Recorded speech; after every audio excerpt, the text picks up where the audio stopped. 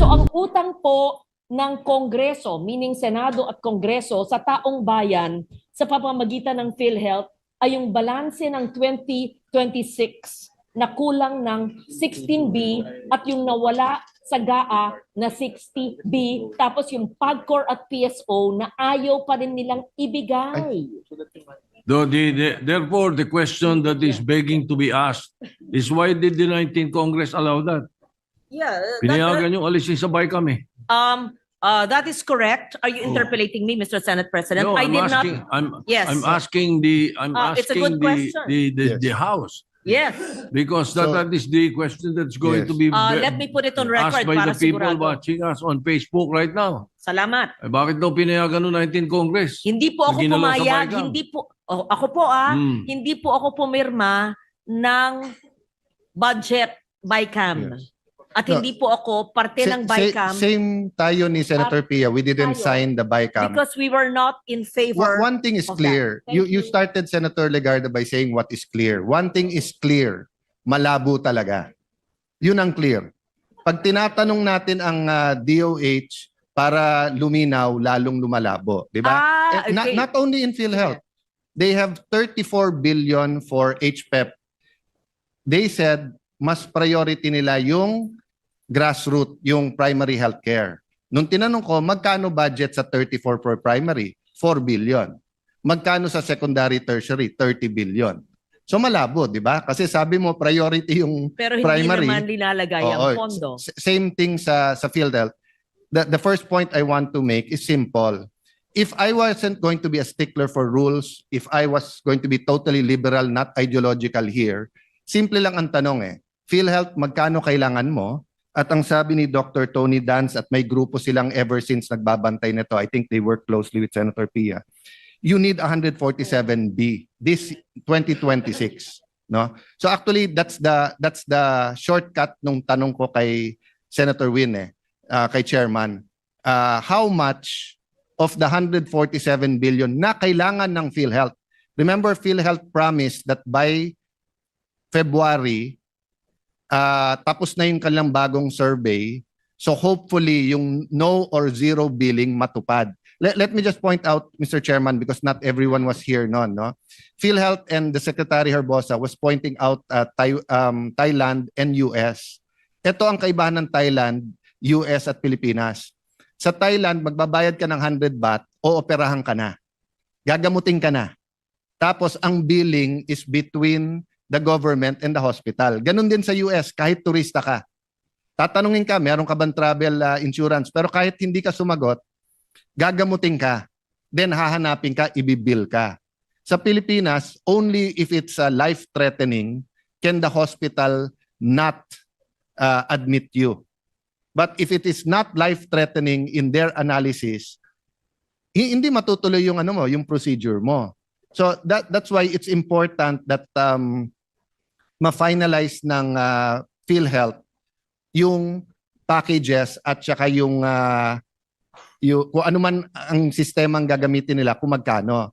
But if it is true that 147B ang kailangan, and I have no reason to doubt, how much are we actually giving PhilHealth for 2026? So ang allocation po for 2026 is about 113 billion, Mr. President. And just to join the conversation, talaga hong based doon sa syntax law, may mga shortfalls yung pagre-remit ho sa PhilHealth. And I talked to Senator Pia, Senator Risa, and Senator Lauren na next year, 2027, let's come up with a payment scheme or payment plan na every year mabayaran na itong shortfall. No? I appreciate that, Mr. Chair. That was my second point, di ba? Kaya lumobo din yung sa military. Kasi nga, hindi nagkaroon ng cut-off So halimbawa, sa 5th year may utang ka. Starting sa 6th year, hindi ka na uutang. I mean, bayaran mo na ng tama. I think the starting point for hopefully next year, pero kung sabihin natin 2027 is, ano ba yung allocation nyo? Hindi pwedeng hindi ibigay in accordance with law or Correct. amend the law. Tama. Diba? Okay. So, having said that, Mr. Chair, may I manifest na kung 17 billion lang naman yung diferensya na. No, hindi ko nilalang ang 17 billion pero alam kong kayang hanapin yon. Kung between 130 and 147 ang kailangan, why don't we symbolically all agree to find that 17 billion, no? Again, not for, there are certain things that I would try to insist that be here today. Especially that smaller, kasi katulad nung sinabi kong sa Mindanao Railway, malaki naman ang tinanggal natin sa DOTR eh. So by merely restoring some of that, tingin ko pwede. But katulad nito, I would still think if you can meet nga with the several advocacy groups Yes, Mr. President. and we can find a way, I think it will be a small victory for all of us, no? All of you who fought for this, kung maibigay yung 17B. Tapos to semi-answer the Senate President, actually hindi legislature eh. Ang nangyari, may nagamit yung administration sa special provision, paano ilipat yung pondo. Ni number 4. Oo. And technically, the theory was good. The theory was, if you have excess funds anywhere and you use it productively, di ba? So kung may kumpanya ka, di ba, Win and Allen Corporation, no? And may 3 bulsa, shampoo, health products at saka kotse. At medyo awas siya cash yung kotse. Actually, kung gagamitin mo yung pera to build that company, babalik din siya eh. Yun yung intention. Ang problema nga, nangyari yung flood control at nabuko yung PhilHealth na hindi naman pala kayo zero billing o no billing, di ba? But theoretically, if awash in cash yung PhilHealth at walang Pilipino na hindi nakakakuha ng tamang health services, di ba? Then it would be a finance issue, no, between PhilHealth, between a GOCC. It's very emotional because it's health. But for example, kung BCDA yan, may sobrang 60 billion ang BCDA, I don't think any one of us will think twice ng gamitin muna namin yan to build something, no? So pagdating nga sa health, Mr. President, Senator Win, no? Hanggang ngayon, nasa Metro Manila pa rin yung Heart Center, Lung Center, Kidney Center, National Children's Hospital, Fabella. I'm happy that they're building in Clark. But it's amazing na nauna pa yung private sector sa atin samantalang ang laki-laki na ng budget. So for 2026, are we building in Mindanao, Visayas, or Southern Luzon? Central Luzon meron na, or Northern Luzon, any of these kinds of hospitals? No? Ang strategy po ng DOH is to really bring those specialty specialty services or specialty health services to the countryside. In fact, yun yung campaign promise ni Majority Leader natin. I remember yung 2022 at nangyari na yun. But instead of building a hospital, at least for now, nagtatayo sila what they call specialty centers in different hospitals, Mr. President. Just to clarify, 147 billion aside from the 60 that has to be returned, no? So I'm sorry for that. So Yeah. it's not only 17 billion, it's 77 billion. But going to the hospital issue, but that's my point, Senator Win, Mr. Chairman, no, and Mr. President. For example, no, we saw how PGH was a great hospital pero dilapidated na yung mga doktor pa ang I remember when I first met Senator Soto, tinanong ko nga, ano po nyo yung sa Soto sa Cebu, di ba? And we are blessed to see kung paano napaganda yung sa Cebu na Vicente Soto Hospital, no? So my point is, we did the calculations with the same architect who did the Clark. You only need 5 billion for specialty hospital. And the 2.5 there is for equipment. So you don't have to buy the equipment until the next year. So meaning if we want isang specialty hospital sa Northern Mindanao, isa sa Southern Mindanao, that's only 5B. If you want isa sa Western Visayas, isa sa Eastern Visayas, that's another 5B. If you meron na sa Central Luzon, so Southern Luzon, Northern Luzon, so that's 20B for 2026, then 2027 20B para sa equipment, then you will have it. So my point is, we've been discussing amendments insertion, no? If I was governor of whatever province, and I had land, and I have the doctors, kung sa BICAM, ilabi ko yan. Boss, lagyan mo ng 2.8 billion dito sa amin, pagawan yung magandang ospital, in 5 years, ipangalan natin yan na Mindanao Health Center. Hindi masama eh. Kasi yun nga ang problema. And that's the point I want to emphasize is now. That's why nga elected yung senators, that's why elected ang members of Congress. We see things that not necessarily technocrats or bureaucrats see. So yes, there are a lot of good people in DOH. But there are also people who see things differently.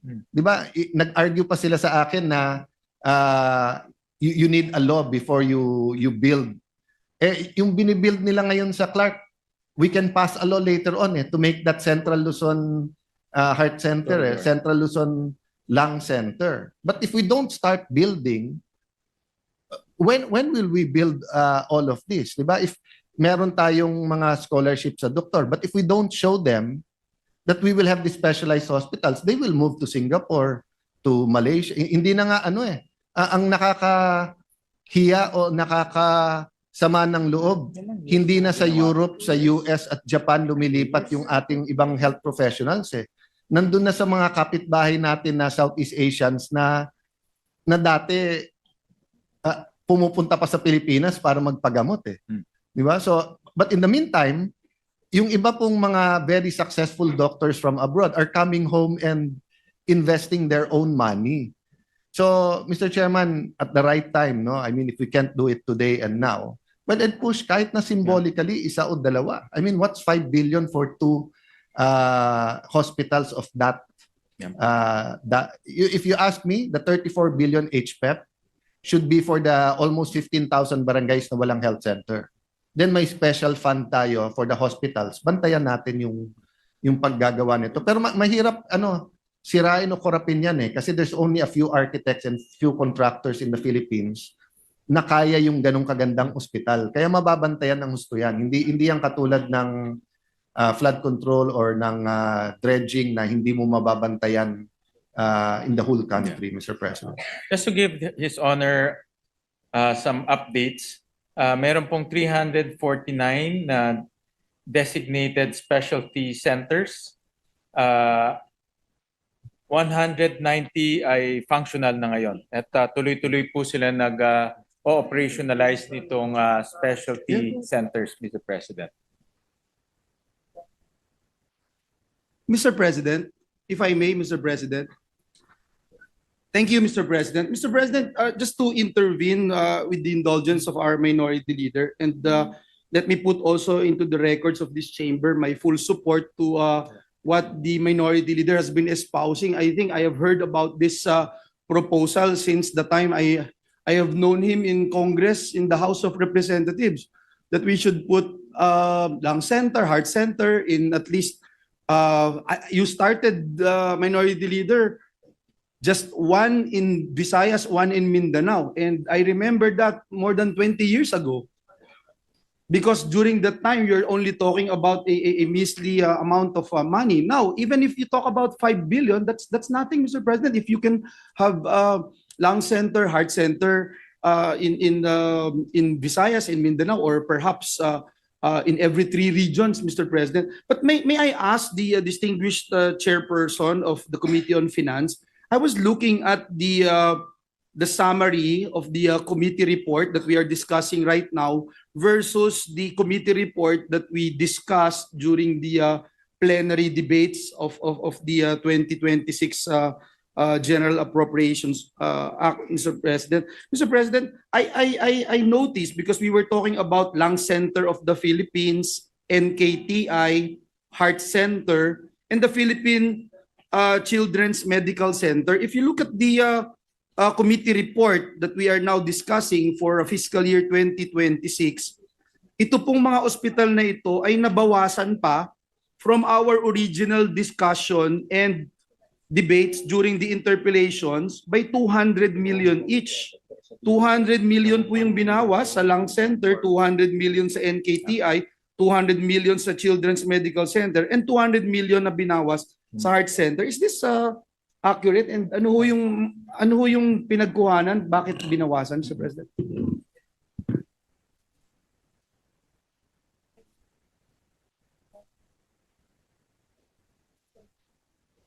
Well, Mr. President, nagdagdag ho tayo dyan sa mga equipments ho nila at nagdagdag rin ho tayo ng mga allocation, for example, sa zero balance billing, Mr. President. So, renationalize lang ho natin dahil some amounts ilinagay ho natin sa upgrading ng equipment. Kasi marami ho dito sa mga hospitals, nagre-request rin ho sila ng upgrading of equipment, Mr. President. I'm glad about the increase, Mr. President, but Yeah. I'm looking at the committee report. Bawas po siya ng 200 million, Mr. President. Yes. So Mr. ano po yung Well, Mr. President, ang ginawa ho natin, naglagay ho tayo sa mga equipment, naglagay ho tayo sa ibang facilities. So, not in this particular hospital? not in this Meaning particular. to say, Mr. President, we really agreed to deduct 200 million from Lung Center of the Philippines, NKTI, Children's Medical Center, and Heart Center, Mr. President? No, we increased it by 800 million, Mr. President. Dati ho, wala ho silang ZBB. So nagtaas ho tayo ng ZBB. Increase. to 800 Pero Mr. President, pag tinignan niyo po, 200 million po yung nabawas. Hindi ko naintindihan na Yeah. bawas, pero na-increase. Oh, Can we- From the GAB, nagtaas ho tayo ng 800 million, Mr. President. But naglagay rin ho tayo ng pondo sa mga equipment, which is almost 1 billion, Mr. President, yung kanilang equipment per specialty hospital, Mr. President. Yes. So in I other words, from GAB ho, tinaasan yes, pa ho natin. I agree with you, Mr. Chairman, Mr. President, and I agree with you. It's just that when we discussed this on the floor with the committee report that was presented to us during the interpellations and debate, yun po yung binawasan. Yun lang po yung Yeah. aking But overall ho, tumaas yes. ho yan almost 2 billion yes, pesos. from the GAB and from the Yes, Mr. Because GAB. during the plenary debate, so may mga nagpro-propose na lakihan po yung ZBB, dagdagan po ng equipment. So doon ho namin linagay po yung mga iba. Pero if you look at the GAB po, tumaas ho tayo close to about 2 billion per hospital, Mr. President. More or less. Yeah, thank you, Mr. President. It's just that again, let me just point out na nakita ko ho kaagad kasi nabawasan pa from the original committee report that we discussed during the plenary debates, Mr. President. But all in all, you look at the The GAB GAB. and the HGAB Yes. na increase po, Mr. President. Yes, correct. Because during the plenary debates, may mga proposals, so we rationalized rin, especially sa mga equipment, Mr. President. Yes. Thank you, Mr. President. May I go to the barangay health workers, Mr. President? The minority leader asked me to raise this if in this particular 2026 budget, ma-operationalize na po ba natin yung pagtatayo ng lahat ng barangay health workers, Mr. President? Where are Meron we ho on this, Mr. tayong President? fund na linagay ho para ma-professionalize po yung barangay health workers.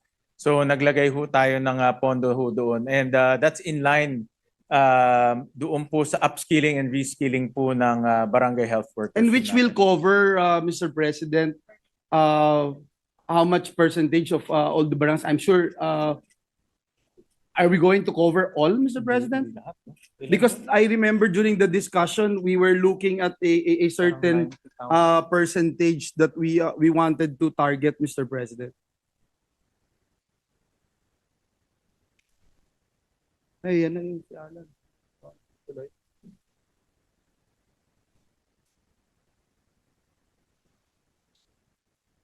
Dito na ako sa barangay. Mr. President, Chairman Win, while you're looking at the statistics for the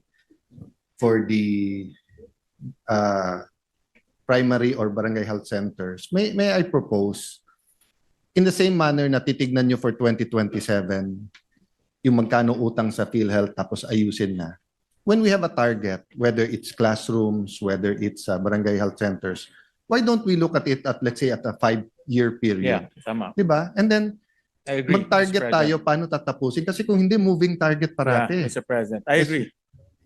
Para yun po yung aking i-discuss with Senator Pia, Senator Risa, and Senator Lauren because they all share common advocacy na yung shortfall ay ma-fund. And I agree dahil yun po yung mandato ng batas. So ang pinapropose ko nga maybe to have a 3-year or a 5-year depending Yeah. kung ano ang pag-usapan natin. Thank you Yeah, for that, agree. Mr. Chair. I prefer 3-year, kaya lang minsan sa laki ng Oo nga, pondo. yeah, tama. And then lalo pag infrastructure, I mean, if it's a one-story structure, simple, 10 months, 1 year, kaya yan. Yeah, Pero kung tama. hindi, 2 years, 3 years. But ang point is, nakaka-frustrate na tumatanda tayo dito. Di ba, kahit yung amateur na nagpa-practice ng darts, tumatama ng bullseye eh. If all of us has the lifestyle, the life longevity of the great Senator Enrile, maybe abutin mo na machamba magawa eh. 'Di ba? But realistically, I had the privilege here to work not only with Senator Soto but with senators, 'di ba? Joker Arroyo, Senator Nene Pimentel, Senator Miriam, 'di ba, etc. Pero parang ngayon ang youngest natin si Senator Camille, pero aalis ba tayo sa Senado na yung shortages na to ay walang linaw, 'di ba? So I think one thing that we can leave to them is to have that target, no? And even if we don't start it in 2026, we can hold them accountable. So for example, sa DOH, I want them to tell us as a matter of fact, dito sa 34 billion, sabi niyo 4 billion primary health center, ilan yon? At kung one story lang dapat matapos ng 1 year, ilan ang matatapos mo this year, di ba? Para alam natin kung mangangako tayo sa tao na by 2020, whatever, 28, 29, lahat ng barangay, more or less, kasi katulad ng Manila, bawat barangay, kalye, halos barangay. So, they share barangay health centers. But for example, there are probably few barangays na ilan lang ang residente, so malalayo. So, magkla-cluster ka rin. But ang point ko, as a general rule, let's give our people something to hold us accountable. Diba? So that's why I agree with the question of Senator Joel na in the end, sa barangay health centers, kailan matatapos? Let me just emphasize, this is just like classrooms. This is the one thing eh. So kahit sinong health advocate tanungin mo, yung primary healthcare ang importante. At ako, pag tinanong mo sa education, I will debate to death everyone na ang layo naman ng half day ka sa whole day ka. Di ba? Kahit ano sabihin mo, lalo ngayon, social media at saka barkada yung most of your time, still going to school 7 to 3 or 8 to 4 is better. I think, Sir President, I think Senator Pia wants to interject. Mr. President, if I may just add to the discussion. I was listening to Senator Alan's comments and the sponsor's response about having a 3-year plan to once and for all deliver the earmark amounts, no, syntax amounts over the next 3 years. Ang sa akin naman, and I understand that our chairperson, Senator Sherwin Gatchalian, no one will question his ang kanyang kasipagan, his dedication, no, to come up with a good budget. But I'd like to propose that let's start the year 2026, right? Ibigay naman natin yung buong amount, 16B yung kulang. Kasi yun nga 296 billion yung kulang. May 60B na binigay, so that's still mga 226, tama? Around 220 plus pa yung kulang. So over 3 years, that's going to be 70 billion. At least buuin natin, that's my appeal. Buuin naman natin para lahat tayo dito na gusto mangyari yun, lahat ng health advocates, lahat ng nangangako, and that's the DOH and PhilHealth na kaya nilang tuparin yung ZBB, give it a fighting chance by giving that entire amount for 2026. Deliver that entire amount, and that is 16 Yeah, which billion. for the record That is is lacking. for the record it's 207 billion. At nilagay natin is ang kailangan ng PhilHealth according to Dr. Danz guys, the 147 plus the 60. Ang binibigay natin 130. So ang kulang natin for next year is Yes. 77. Well, just to be clear, yung pinopoint out ng advocates, and Dr. Danz is one of those, is yung shortage ng indirect contributions, no? ang sa akin, but then the question will always be, where will you get the funds? Ito na nga yung funds. So I'm talking about the funding side. They're talking about what the law requires that you fund. The law requires that you fund these indirect contributors. Talagang tama yung numbers nila, kulang yan. I'm talking about may fund na nga eh. May fund na earmarked, certified by Ibigay BIR. na lang. So I'm just saying that at the very, very least, because I honor the chairman's commitment to fix this over the next 3 years. Kaya lang, Mr. Chairman, 2 years ka na lang dito, hindi ka na senador. So paano tayo sa pangatlong taon? Makakaya 2 years. Makakaya 2 years. But yun sa akin naman, na show of good faith, buhay naman ng Senado. Yung syntax kasi, this is not an unfunded law. This is the money has been collected. The money is sitting in some other department. Yeah. And I will let Senator Alan go into that. Nasaan ba? Nasa DPWH ba? I don't know. Kinunod ba yun sa flood Diverted. control? The money is there. It's collected. So Agree. it's our job to make sure Yeah. that i-deliver yan sa PhilHealth. Yun lang naman kasi I cannot be complicit to this disappearance of these funds that have been collected, BIR certified. It has And been maybe for the collected, Mr. people who are President. watching us, Senator Pia, we can explain why. Kasi kung every year, mag-argue pa tayo between what's urgent, what's important, and what's in FAD, mahirap. That's why nga nilagay sa batas yung earmarking. Because we know, sundin nyo lang yung earmarking, Yun lang. magkakaroon ng sufficient fund because we know pag healthy ang citizenry, productive. Especially if you start sa primary health.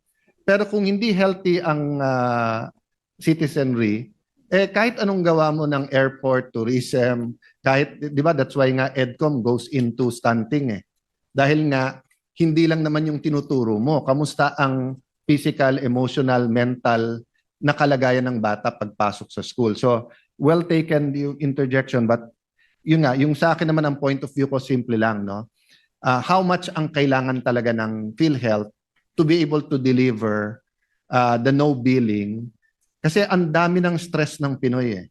And yun nga, di ba, I sorry kung sino mismo nagsabi nito but we'll follow kung sino yung quote. Di ba yung sinasabing hanggang sa upper middle class eh, you're one illness away from poverty eh. At talagang hindi mo malalaman kung saan kukunin mga ito, no? So, Mr. President, Mga vulnerable sectors. I might forget lang, no? Because nga yung, I'm speaking actually, Senator Joel and I are speaking for the whole 9-person minority. I haven't been in touch with Senator Bato, but katulad ng Mindanao Railway, every hearing binabanggit niya eh. So I'm doing my part to express his wishes. Alam ko na expropriate na yata yung lupa niya dun. Yeah. If I'm not mistaken. Yung bahay na bato, Yung bahay na- tatamaan ng ng bahay ni bato, hindi bahay ng na bato. Bahay ni bato tatamaan ng railway, which he gladly gave up for as long as matuloy yung project. So sa tanong naman ni Senator Robin, no, about I think some of the letters were sent to the subcommittee chairperson, Senator Pia. So I see it reflected naman just for the record, no. So may additional 100 million, tama? Sa Yes. National Commission on Indigenous Actually, People. until 10 o'clock, nag-uusap pa ho kami ni Senator Pia. But I'll let Senator Pia answer that. And I will warn everyone, I am not as calm as the chairman when it comes to this topic. Because as I said during the defense of the budget, and I think all our colleagues can attest that in the 7 years that I've handled the budget, I follow our protocols. I'm very consistent. We give every agency the opportunity to make their appeals during the hearing or briefing. We give them a deadline so that we can include if they are able to comply and if they're able to satisfy the requirements, we include it in the committee report that we submit to the chairperson. May sulat na pinadala. Wala naman detalye. 200 million for mapping and cadastral survey and mapping. 200 million. Something like that, I always ask the agency to justify. Malay ko ba kung magkano magpa-mapping? Malay ko ba kung isang engineer lang gagawa nun? Malay ko ba kung mag-hire sila ng isang construction firm to handle that? And remember, with all the anomalies going on, we have to be careful. And I have colleagues, I don't know if they want to be mentioned, that they told me na ang daming kalokohan dyan. So it's my job to protect what we are endorsing. So yun lang naman hinihingi ko. Kailan ko natanggap yung breakdown ng 200 million? Kagabi, anong oras? Ngayon, this morning. Tapos magagalit sa akin ang colleague natin. It is my job to present to you a budget that I have been able to justify, that I have been able to vet. Now, what is the utilization rate? Common yan. Ask anyone here who has chaired a committee. Tatanungin ka ng chairman, what is the utilization rate? Yung budget nila last year, 9 million, 6 million. Ang utilization ng unang sinabi sa amin, 50% of 6 million. Tapos humingi sila sa NEP at binigyan sila ng 93 million. From 6, nag-jump sa 93. Oh, ang ganda naman nun, di ba? Hindi naman sila humingi ng mas marami. So dito sila ngayon humihingi. No problem, that is our job. Pero i-justify nyo naman sa akin ng maayos. So pag naglabi naman sa inyo ang mga agency, i-justify nyo lang naman. Yun lang naman ang sinasabi ko. So I can do my job well. Yun lang naman. Pero kinonsider ng ating chairman, dahil tayo naman lahat dito, nagmamalasakit naman sa mga IT. So I just want to point out that I am just doing my job. Yeah. Sana yung iba din, gawin din nila yung trabaho. Thank Mr. you. President, ganyan na ganyan yung tatay namin. Na pag humingi kami ng pera, sesermonan ka na. Pero pag na-justify mo, ibibigay naman. So hindi ko na ididebate. I appreciate the work you're doing. At it's justified. You know, kung ang titingnan natin ay yung low utilization, wala tayong bibigyan na departamento kasi kalahati ng departamento natin, mababa yung utilization.